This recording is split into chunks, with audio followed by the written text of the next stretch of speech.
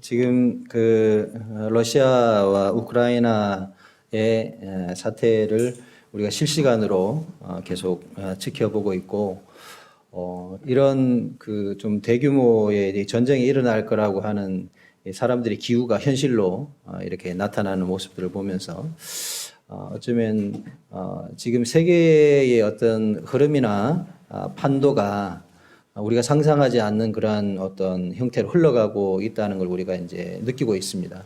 지금 유가도 200달러까지 올라간다는 얘기가 나오고 있고, 실제로 이제 우크라이나, 러시아는 세계 곡물을 수출하는 이제 강국들이죠.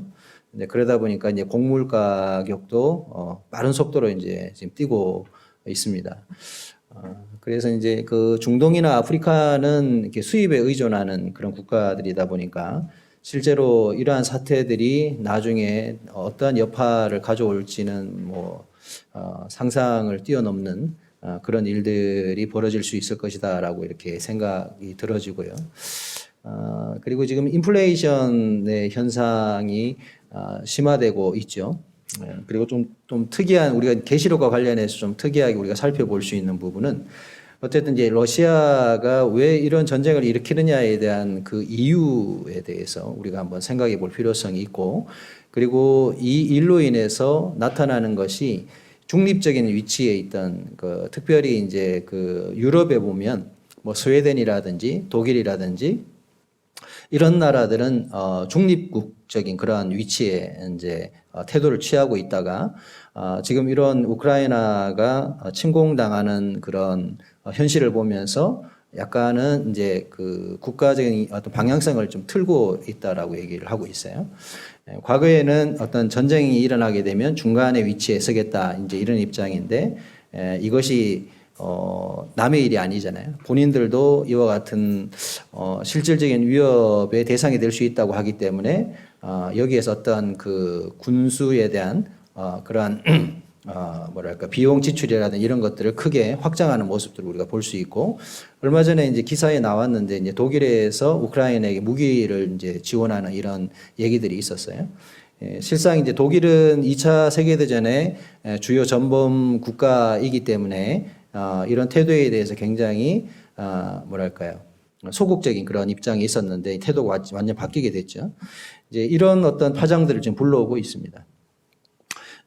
우리가 이제 단순히 전쟁을 바라보기보단 이런 전쟁이 이제 성경의 경륜과 어떤 연관성을 가지고 흘러가고 있는지에 대해서 좀 관심을 가지고 우리가 살펴볼 필요성이 있다라고 생각이 들어지고, 오늘 우리가 지금 공부하게 될 계시록 13장의 내용도 계속해서 이러한 내용들과 밀접한 연관성이 있다라고 볼 수가 있습니다.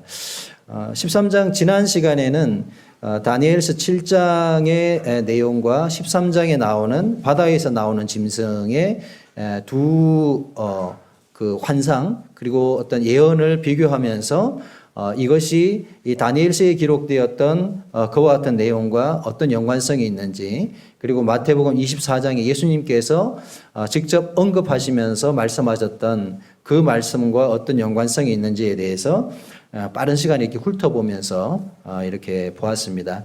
이제 다시 13장으로 계시록 13장으로 돌아와서 먼저 시작하기 전에 한 가지, 이 밤인데 좀 별로 안 좋죠, 그림이? 어떤 그림 같습니까? 미국에서 이제 광고하고 있는 나이키 신발 광고입니다. 신발에 뭐라고 써져 있습니까? 보이시나요? 뒤에 보면, 눈 좋으신 분들 보십시오. 뒤꿈치에 보시면 666이라고 새겨져 있어요. 이게 이제 미국에서 나이키라는 회사에서 한정품으로 판매한 상품입니다. 666클레만 만들어서 팔았고, 실제로 이 신발을 만들 때 사람의 피를 섞어서 신발을 만들었다고 합니다. 근데 한정품으로 판매했는데 불티나게 팔려가지고 아주 고가로 판매된 제품으로 알려져 있습니다. 오늘 우리가 계시록 13장에 보면 가장 관심 있는 내용이 나오죠. 무엇입니까? 바로 끝에 나오는 13장 끝부분에 나오게 되는 666에 대한 내용입니다. 계시록 하면은 가장 먼저 떠올리는 그 내용이 사실 이 666에 관한 내용이에요. 저희도 이제 학창 시절에 666 오맨이라는 영화가 저희 때는 아주 성행할 때가 있었었는데 되게 무서웠습니다. 오맨이라는 영화를 봤는데 네, 그 내용들이 이제 적거리 시도 그리고 666 이런 내용들을 소재로 한 영화들이었고, 근데 근래는 잘 이런 얘기들을 별로 안 하고 있는 것 같아요. 그래서 우리 한번 보시게 되면 13장 17절과 18절에 보시게 되면 여기 나오죠. 누구든지 이 표를 가진 자 외에는 매매를 못하게 하니 이 표는 곧 짐승의 이름이나 그 이름의 수라. 지혜가 여기 있으니 총명한 자는 그 짐승의 수를 세어보라. 그것은 사람의 수니 그의 수는 666이다. 이렇게 기록이 되어 있습니다. 너무 유명한 내용이고, 대부분의 종말론자, 일단 기독교 관련된 종말론자들은 이 666이라는 내용들을 자주 소환해서 사용하고 있습니다. 굉장히 뭐랄까 사람들의 어그로, 그러니까 관심을 끌 수 있는 내용이기 때문에 그런 것 같아요. 자, 앞에 보이시는 게 무엇입니까? 네, 바코드도 있고, 뭐 카드도 있고, 뭐 스캔 등등이 있죠. 실제로 이 666이 어떤 역할을 하느냐? 짐승의 수고, 이것은 사람의 수다.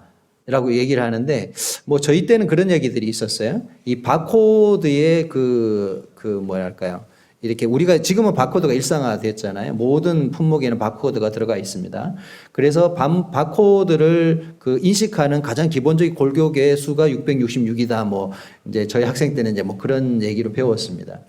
근데 정확한 건 없는 것 같아요. 이 바코드의 형태, 그러니까 666의 형태가 어떻게 우리 현실 속에서 나타나게 될지, 그리고 우리가 접하게 될지에 대한 부분들은 아직 확정된 바가 없기 때문에 분명한 것은 이 666이라는 걸 통해서 사람들이 경제 활동을 하게 한다는 거죠. 17절에 나오잖아요. 누구든지 이 표를 가진 자 외에는 매매를 못하게 하니라고 되어 있기 때문에 경제 활동에 대한 필수 어떤 도구나 수단으로서 이 666의 수가 사용된다라고 하는 것은 우리가 의심의 여지 없이 우리가 알 수 있는 부분입니다. 실제로 이 세계는 이 글로벌이라고 합니다. 그러니까 예전에는 독립국가가 어떤 사건이 벌어지거나 일이 있을 때는 그 나라에 국한돼서 일들이 이렇게 그쳤다고 하면 지금은 어떻습니까? 한 나라의 일이 모든 세계의 일이 되고요. 오미크론이 지금 거의 유행이 됐는데 오미크론 나온 얘기가 얼마 안 돼가지고 어떻게 됐어요? 세계로 금방 퍼져버리잖아요.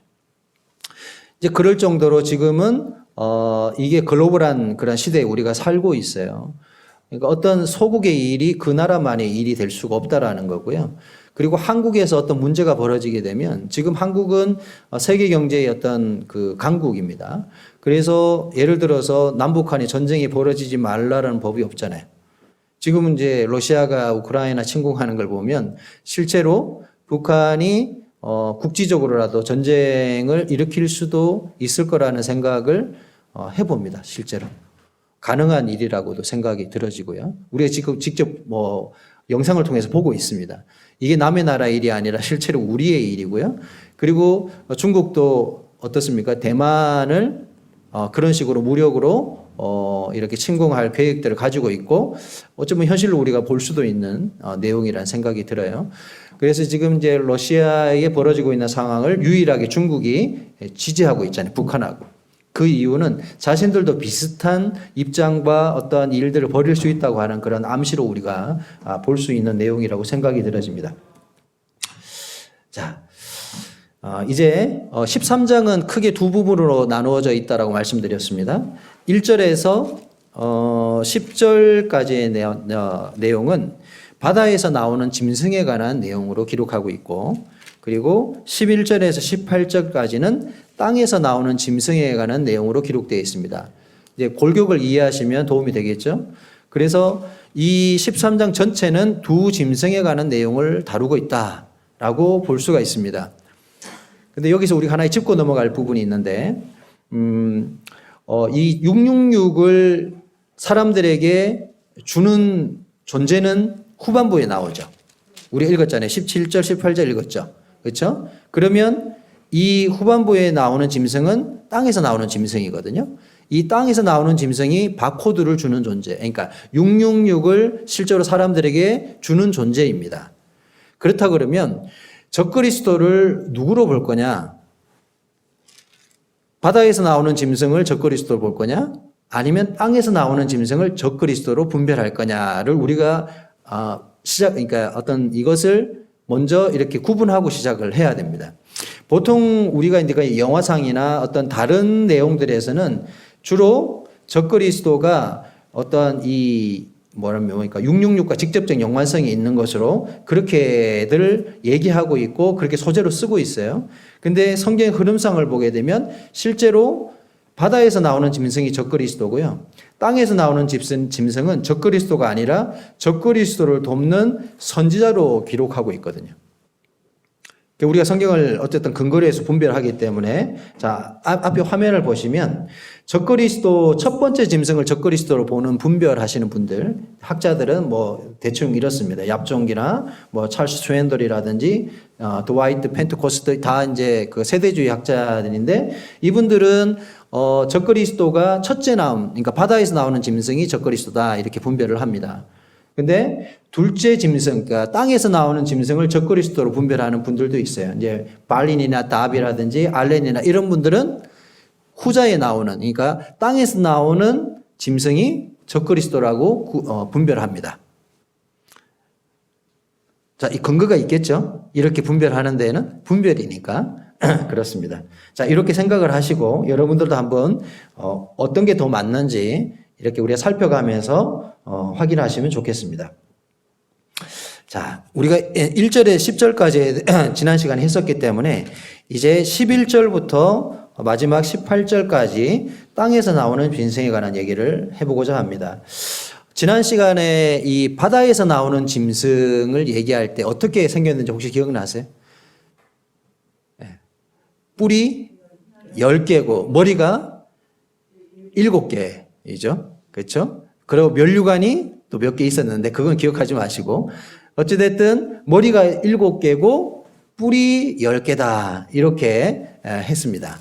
그리고 이 생긴 형태가 어땠습니까? 뭐 표범과도 같고 곰과도 같고 그 다음에 사자와도 같고 뭐 이런 어떤 성격들을 가지고 있었다 이렇게 우리가 얘기를 했었죠. 자, 그렇다면 이제 11절에 보시게 되면 내가 또 봄에 또 다른 짐승이 땅에서 올라오는데 어린 양같이 두 뿔이 있고 용처럼 말하더라. 좀 다르게 생겼습니다. 자, 여기에서 어떻게 묘사하고 있냐면 어린 양같이 이렇게 돼 있어요. 그러니까 생김새가 어린 양처럼 생긴 거죠. 어린 양 이미지는 어떻습니까? 순하잖아요. 성경에서 어린 양 이렇게 하면 예수 그리스도를 떠올리는데 어쨌든 순한 존재를 어린 양으로 이렇게 얘기해요. 근데 이 존재가 생기기는 어린 양처럼 생겼는데 말을 어떻게 한다고요? 용처럼 말을 한다. 어떤 것 같아요?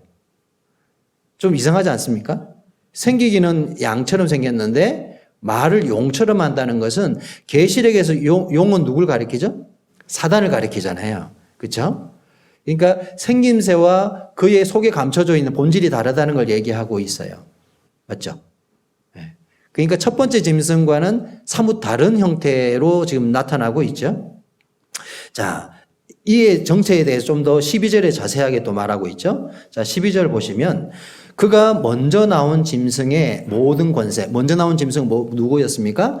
바다에서 나오는 짐승이었잖아요. 맞죠? 먼저 나온 짐승의 모든 권세를 그 앞에서 행하고 땅과 땅에 사는 자들을 처음 짐승에게 경배하게 하니, 처음 짐승이 누구였습니까? 바다에서 나오는 짐승입니다. 처음 짐승에게 경배하게 하니 곧 죽게 되었던 상처가 나은 자니라. 자, 이해되시죠? 두 번째 소개되고 있는 땅에서 나오는 짐승은 첫 번째 나온 바다에서 나오는 짐승과는 다른 존재이고 이가 하는 역할은 어떻습니까? 처음 나오는 짐승을 경배하게 하는 역할을 한다. 그런 역할을 한다는 거예요. 그러니까 쉽게 말해서 어떤 거죠? 드러나는 주인공은 누굽니까? 바다에서 나오는 짐승이죠. 그러면 땅에서 나오는 짐승은 그 주인공을 빛나게 하고 뭔가 주변에서 보좌관처럼 돕는 어떤 역할을 하는 존재다라고 설명하고 있죠. 성경에 이렇게 나와 있잖아요. 자, 그리고 13절에 보십시오. 큰 이적을 행하되 심지어 사람들 앞에서 불이 하늘로부터 땅에 내려오게 하고 이런 기적을 행해요. 누가 생각이 납니까? 불이 하늘에서 그러니까 하늘에서 불이 내려오게 하는 구약의 어떤 인물이 떠오르지 않나요? 엘리야. 예. 하늘에서 불이 내리게 하는. 그렇죠? 뭔가 어떤 유대적인 냄새를 풍기고 있습니다. 자, 지금 얘기하는 걸 잘 한번 생각해 보세요. 엘리야의 형태를 떠올리고 있는데 어떤 유대적인 요소나 색깔을 비추고 있다는 거예요. 여기서 우리가 이제 생각해 보는 게 뭐냐. 바다에서 나오는 짐승은 정치적인 색을 갖고 있습니다. 왜냐하면 7개의 머리, 그렇죠? 10개의 뿔. 이걸 뭘 상징한다 그랬어요? 왕들을 상징한다 그랬죠? 나라를 상징합니다. 그래서 이 어떤 그 지중해의 나라들을 가리키기도 한다고 분별하는 분들도 있고, 로마의, 그러니까 신성 로마 제국, 로마에 속했던 어떤 나라들, 지금의 유럽이죠. 유럽의 어떤 나라들의 연합체를 가리킨다. 이렇게들 이제 분별하기도 하고 그렇습니다. 이제 뭐가 됐든 이 바다에서 나오는 짐승은 정치적인 성격을 띠고 있어요. 근데 땅에서 나오는 짐승은 어떤 색채를 띠고 있습니까? 약간 종교적인 색채를 띠고 있습니다. 그래서 학자들은 이 땅에서 나오는 짐승을 유대인 중에서 나오는 어떤 선지자로 분별합니다. 유대적인 성격을 갖고 있고 종교적인 색채를 갖고 있습니다. 그래서 이 땅에서 나오는 짐승을 아마도 이스라엘, 유대로부터 나오는 어떤 존재로 보는 것이 합당하다라고 이렇게 분별하는 그런 근거로 삼고 있습니다. 자, 여러분들 우리가 삼위일체라는 말을 들어보셨죠? 네, 삼위일체다 이렇게 얘기합니다. 성부와 성자와 성령을 우리가 하나님의 이 삼위일체라고 얘기하죠. 근데 악의 삼위일체도 존재한다고 지난번에 제가 몇 번 언급을 드렸었습니다. 계시록의 그 존재에 대해서 이렇게 설명하고 있어요. 한번 찾아보겠습니다. 계시록 16장 13절 한번 찾아보십시오.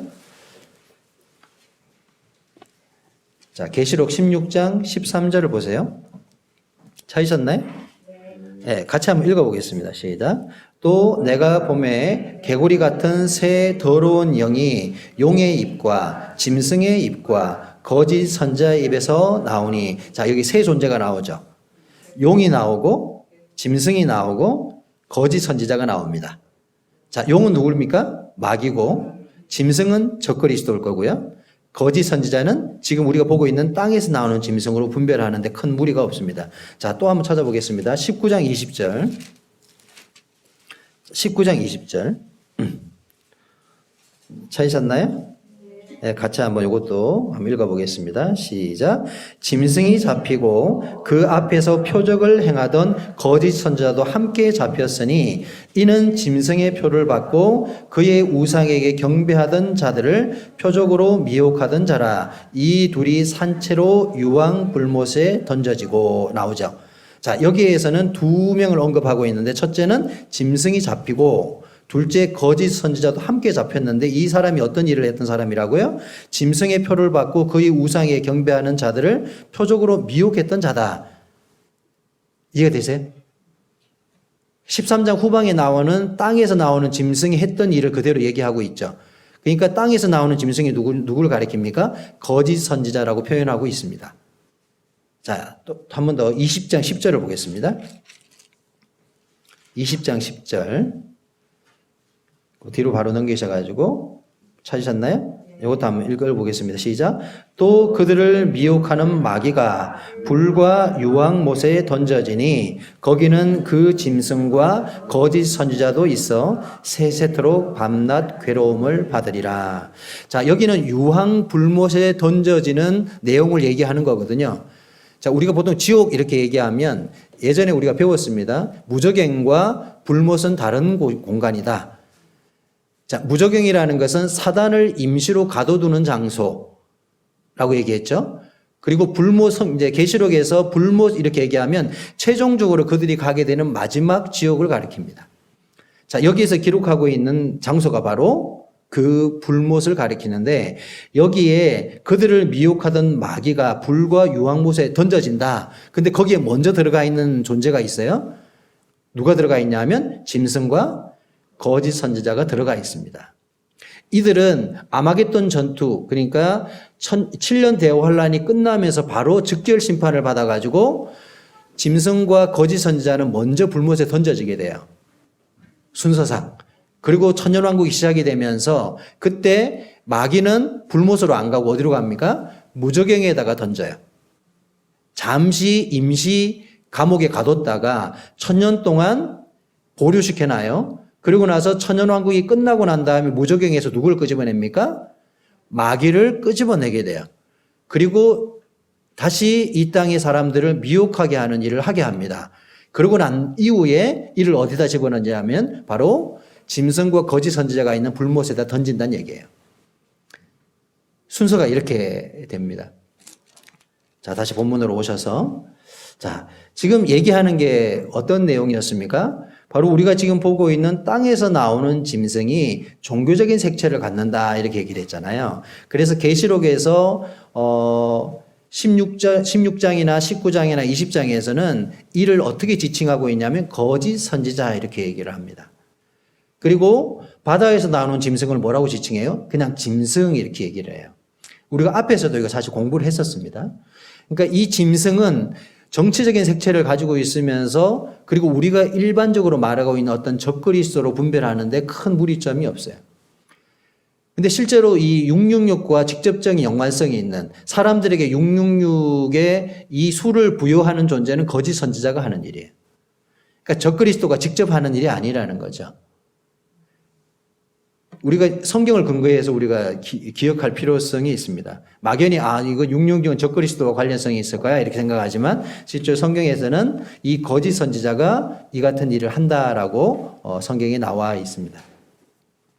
자, 그래서 이 사단이 삼위일체를 설명을 할 때 학자들이 우리가 성부와 성자와 성령을 얘기하듯이 악에도 삼위일체가 존재한다 이렇게 늘 분별을 합니다. 그래서 사단이 있고 그 다음에 짐승이 있고 거짓 선지자가 있다. 이렇게 세 존재가 계시록에 기록되고 있다는 것을 우리가 기억할 필요성이 있습니다. 어찌됐든 이 땅에서 나오는 이 짐승은 종교적인 색채를 갖고 있는데 유대인일 가능성이 있을 거다라고 많은 사람들이 이렇게 그런 견해를 가지고 있어요. 뭐 확실하지는 않습니다. 근데 그럴 가능성이 짙다. 왜냐하면 아까 말씀드렸잖아요. 하늘에서 뭘 내린다고요? 불을 내린다. 뭐 이런 이적들을 행하러 봐서는 어떤 유대적인 그런 어떤 색채를 많이 풍기고 있는 걸 봐서 아마 그럴 가능성이 굉장히 짙다 이렇게 보는 거죠. 자, 그리고 이 땅에서 나오는 짐승의 형태가 어린 양 같이 두 뿔이 있고, 그렇죠? 이제 어린 양의 형태를 가졌다는 건 뭡니까? 겉으로는 굉장히 온화하고 어떤 천사의 이미지를 가지고 있다는 거예요. 근데 실제로 그 내면에는 어떤 사단의 성격을 갖고 있다는 거죠. 우리가 잘 아는 이제 고린도후서의 말씀을 한번 찾아볼까요? 자, 고린도후서 11장 13절을 한번 보겠습니다. 고린도후서 11장 13절 15절 우리 잘 아는 말씀인데 신약 297페이지입니다. 고린도후서 11장 13절에서 15절 찾으셨습니까? 네, 같이 한번 읽어보겠습니다. 시작. 그런 사람들은 거짓 사도요 속이는 일꾼이니 자기를 그리스도의 사도로 가장하는 자들이니라. 이것은 이상한 일이 아니니라. 사탄도 자기를 광명의 천사로 가장하나니 그러므로 사탄의 일꾼들도 자기를 의의 일꾼으로 가장하는 것이 또한 대단한 일이 아니니라. 그들의 마지막은 그 행위대로 되리라. 자, 여기 보면 이 사단과 사단에 속하는 어떤 존재들이 자신을 어떤 선한 존재로 포장하고 과장하는 일이 대단한 일이 아니다라고 얘기하고 있죠. 사실 우리가 특별히 이제 종교, 어떤 기독교라고 하는 이런 바운더리 안에서 보게 되면 도대체 우리가 어떻게 참것과 거짓을 분별할 거냐. 기독교라는 이름을 쓴다고 해서 모든 어떤 이 기독교인들이 하나님께 속한 거냐라고 볼 수 없잖아요. 실제로 지금 뭐 대놓고 이단 행세를 하고 있는 뭐 신천지라든지 여호와의 증인이라든지 하나님의 교회나 이런 그 단체들은 하나님과 아무 상관성이 없습니다. 그냥 종교 사기죠. 성경을 가지고 자신들의 이익을 추구하는 사기 집단들입니다. 그러니까 근데 사람들은 그들을 통해서 누구를 발견한다 그래요? 하나님을 발견하고 그리고 뭔가 어떤 하나님의 참된 영적인 것을 발견할 수 있다라고 믿는다는 거죠. 근데 분명히 그들의 모습은 어떻습니까? 어린 양의 모습을 하고 있지만 실제로 그 내면에는 사단의 정체성을 가지고 있다는 거예요. 그래서 우리가 무엇을 어떻게 분별하느냐. 그러니까 그 어떤 본질을 정확하게 보기 위해서는 정말로 하나님의 말씀을 근거해서 우리가 분별할 필요성이 있고 그리고 올바른 영적인 지각을 가지고 볼 필요성이 있습니다. 근데 많은 사람들이 실제로 신천지에 이 모임 안에 속한 성도들이 신천지로 많이 빠진다는 것은 참 아이러니한 일이기도 해요. 저는 뭐 실제로 신천지에 빠지시는 분들은 과연 이제 그분들이 하나님의 영을 가지고 있을까에 대한 좀 의구심이 듭니다. 왜냐하면 최종적으로 가서 구세주, 실질적인 그 하나님이라는 존재를 사람으로 얘기하잖아요. 그렇죠? 근데 그것이 믿어진다라는 것은 사실 잘 이해가 안 되거든요. 근데 성경을 가르치는 이제 교사분들이 얘기를 하기를 왜 성도 일반 그래 구원받았다고 하는 분들이 왜 그런 데 빠지냐라고 하면 교육의 부재라고 합니다. 정확하게 성경에 대한 어떤 이해라든지 성경에 대한 지식이 없다는 거예요. 들어본 적도 없고 정확하게 배워본 적이 없으니까 우리는 인간은 학습하는 존재잖아요. 자기가 어떤 것을 접하고 어떤 정보를 통해 가지고 받아들이냐에 따라서 그런 것들이 자신의 어떤 정체성이라든지 신앙의 근간이 된다는 거죠. 근데 대부분이 보면 어떤 정확한 팩트를 통해서 믿음을 가진다기보다는 그냥 주워 들은 거, 어떤 다른 사람이 한 거 말을 듣고 이렇게 믿음을 소유하고 있을 때가 많아요. 그러니까 이렇게 근거가 없다 보니까 어떤 새로운 정보가 들어왔을 때 그 정보를 확인해 보지 않고 그대로 이렇게 흡수해 버린다는 거죠. 그래서 우리가 뭔가 성경에 대한 것을 배운다고 하는 것은 단순히 지적인 영역만을 말하는 게 아니라 올바른 것을 분별하기 위한 근거를 가진다는 것이죠.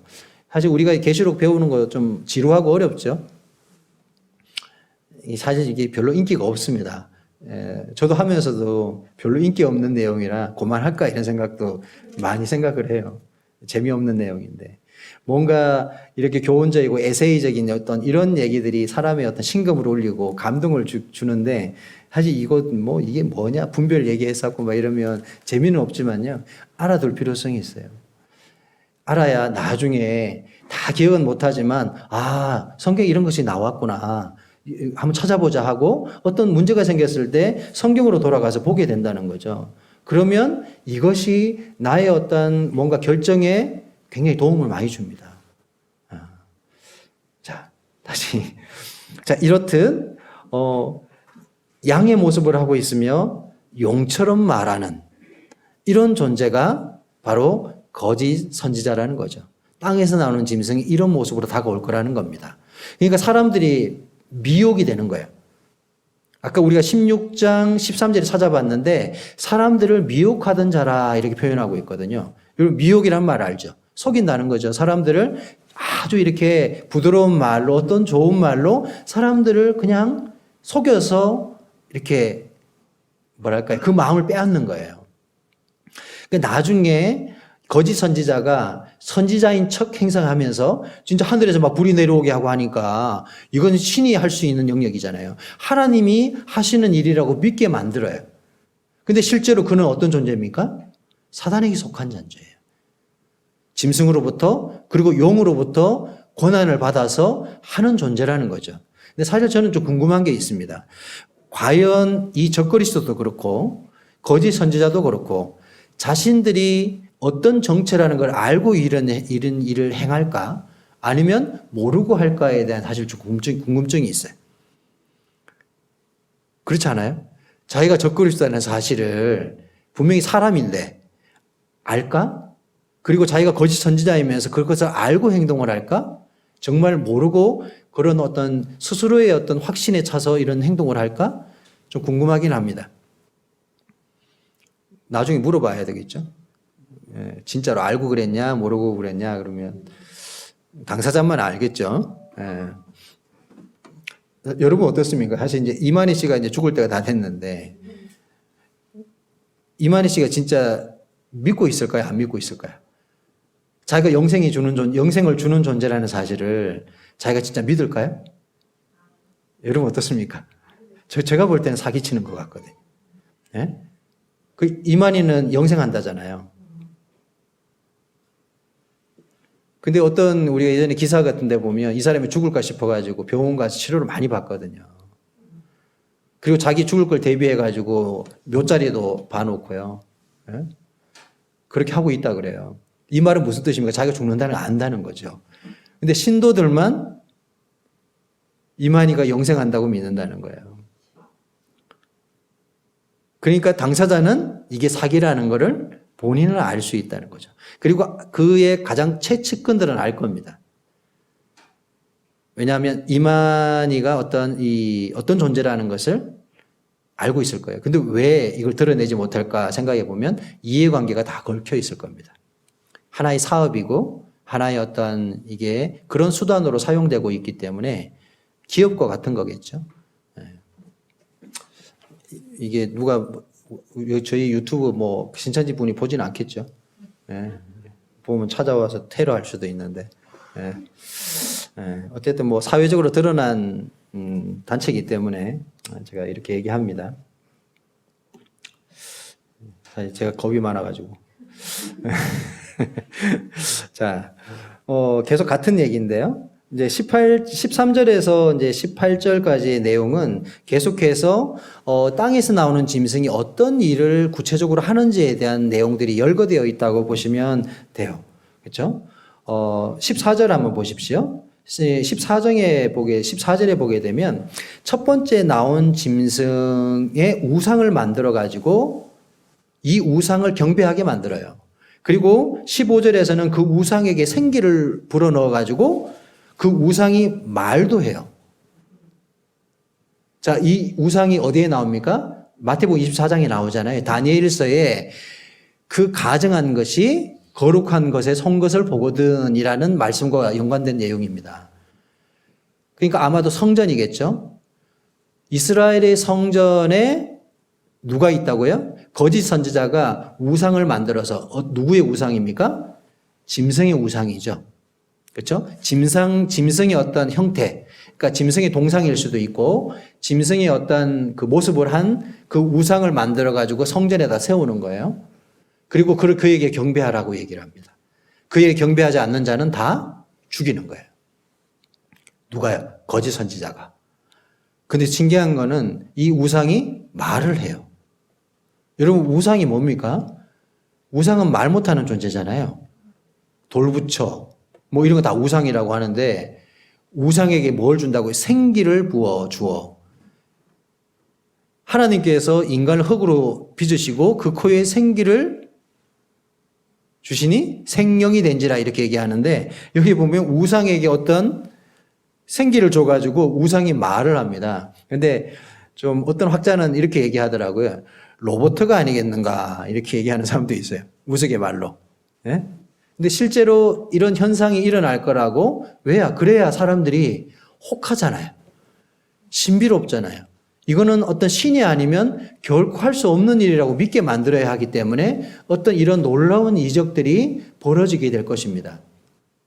그래야 사람들이 전 세계 모든 사람들이 이 짐승 적그리스도가 이 인류를 구원하는 어떤 존재라는 사실을 받아들이겠죠. 맞죠? 그 정도의 영향력을 행사하려면 뭔가 하늘에서 불도 내리고 맞죠? 이게 이 시대에는 없는 일입니다. 실제로. 현 시대에 일어날 수 없는 일들이 이 때는 일어날 수 있다라는 얘기를 하고 있는 것입니다. 그리고 16절에 그가 모든 자에게 큰 자나 작은 자나 자유자나 가난한 자나 종들이나 모든 사람에게 오른손이나 이마에 표를 받게 하는데 이 표가 바로 666이라고 하는 표다. 그래서 예전에는 뭐 저희 때는 뭐 이렇게 여기 손목에다가 뭐 이렇게 칩 같은 걸 막 새긴다는 얘기도 있었고, 그리고 요즘에는 어떻게 합니까? 반려동물들에게는 이 칩을 심는 일이 일상화돼 버렸죠. 뭐 한국은 그렇게 하는지 모르는데 외국은 벌써부터 애완동물한테 칩을 다 심습니다. 그래서 이제 그 애완동물이 죽으면 다 알 수 있도록, 그리고 그 칩을 심어가지고 다 관리하거든요. 그러니까 이제 사람의 어떤 이 이마라든지 손이라든지 이런 데다가 뭐 손보다는 이마가 더, 왜냐하면 머리를 자를 수는 없으니까 이마 속에다가 칩을 심거나 아니면 레이저로 해가지고 뼈에다가 새기는 형태로 이렇게 한다는 얘기들도 있었어요. 뭐 이게 실현 가능한 일들이고 실제로도 이렇게 이런 그 기술들이 그러니까 개발되어 있습니다. 이게 상용화될 가능성이 있겠죠. 요즘 여러분 QR이라는 거 익숙해지셨죠? 저도 처음에는 이상했는데 식당 갈 때 당연히 이제 네이버 QR 켜가지고 찍는 일들이 이게 그냥 일상이 돼버렸어요. 이게 그냥 몸으로 갖다 붙는다고 생각하시면 쉬워질 겁니다. 얼마나 편리합니까? 그렇죠? 뭐 안 가져와도 되고. 지난번에 어떤 그 아들이랑 식당에 갔는데 자매님 몇 분이 밥 먹으러 왔다 돌아가시더라고. 그래가지고 자리가 없어서 저러시나 했더니 휴대폰 안 들고 와 돌아가셨다고 그러시대. QR을 찍어야 돼. 못 들어가게 하는 거예요. 지금 우리가 지금 보고 있습니다. 이런 일들을. 실제로 이 표가 나중에 우리의 매매 활동에 아주 중요한 역할을 한다고 하는 것은 지금 이렇게 부정이 안 돼요. 그리고 더 무서운 게 뭐냐 하면 무감각해지는 것, 자연스러워지는 것, 이것이 굉장히 무서운 겁니다. 거부 반응 없이 우리한테 자연스럽게 이런 일들이 다가오고 있다는 것이 아마도 이 마지막 때 지금 벌어지고 있는 이러한 일들이 아주 빠른 시간 안에 벌어질 수 있을 거라고 하는 것에 대해서 우리가 생각해 볼 수 있는 부분입니다. 아이, 무섭네. 자, 이렇게 해서 오늘 저희가 나눈 13장 11절로부터 18절까지의 내용은 땅에서 나오는 짐승에 관한 부분의 내용을 살펴보았습니다. 그래서 여러분들이 기억하시기 좋으시게 여기에는 1장에서 10절까지는 바다에서 나오는 짐승을 얘기하고 11절에 18절까지는 땅에서 나오는 짐승을 얘기하는데 앞에서 나오는 짐승이 바로 적그리스도고 성경에는 그냥 짐승으로 지칭하고 있다. 그리고 정치적인 색채를 가지고 있고, 그리고 11절부터 기록하고 있는 이 땅에서 나오는 짐승은 누굽니까? 거짓 선지자로 지칭하면서 그는 종교적인 색채를 가지고 있다. 이렇게 중요한 핵심만 기억을 하시면 좋을 것 같습니다. 이상 줄이겠습니다.